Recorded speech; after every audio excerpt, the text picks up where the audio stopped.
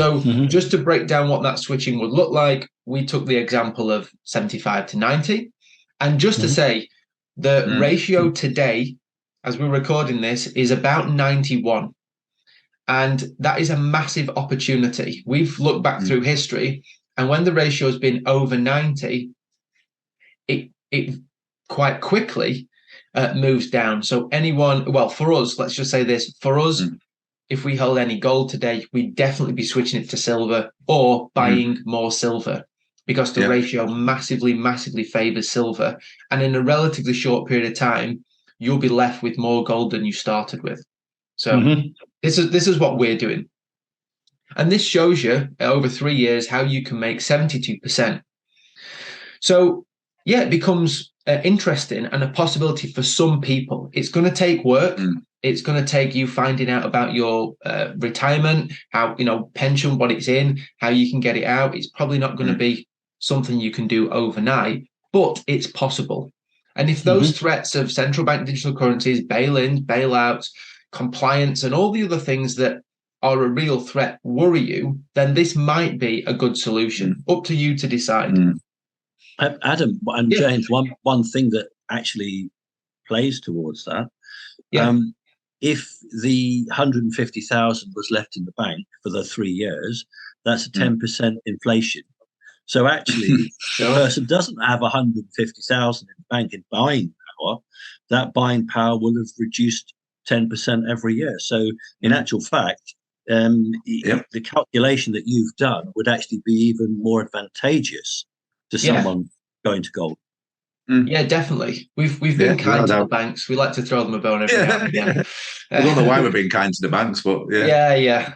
It's just to give people an idea. But you're totally right, Simon. There's other factors at play. But all things being equal, just looking at the numbers, things are never equal. But this is the situation that could play out, and we don't know what the next 3 years is going to play out.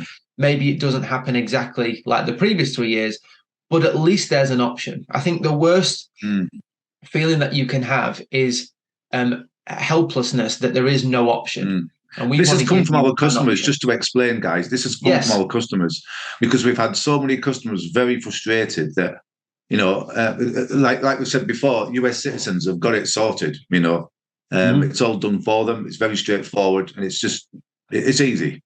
But it seems in the UK and many other countries, everyone else, it's very difficult. You can do it, but you have to set up a SIP in the UK and things like that, or you can send it to other pension funds where you can purchase metals. But a guy called Mark, obviously I won't say his full name, but this idea came from one of our customers called Mark.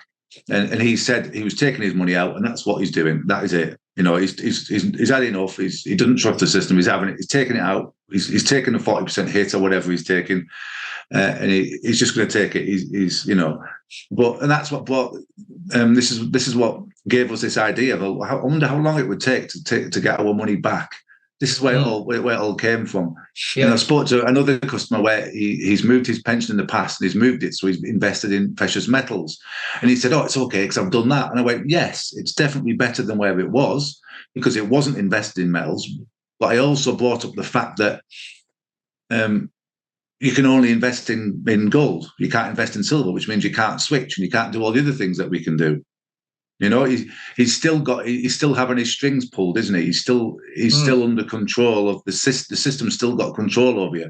Yeah. Yes, a SIP is better than where it was before, because he has got a little bit more control, and he's invested in metals. But like I said, it's only gold. You can't switch. You can't benefit the way we do. So yeah, it's just trying to give people them options, isn't it? So now people straight away, all them people that have said in the past to us, "Oh, I'm so frustrated, I can't do anything, I'm stuck."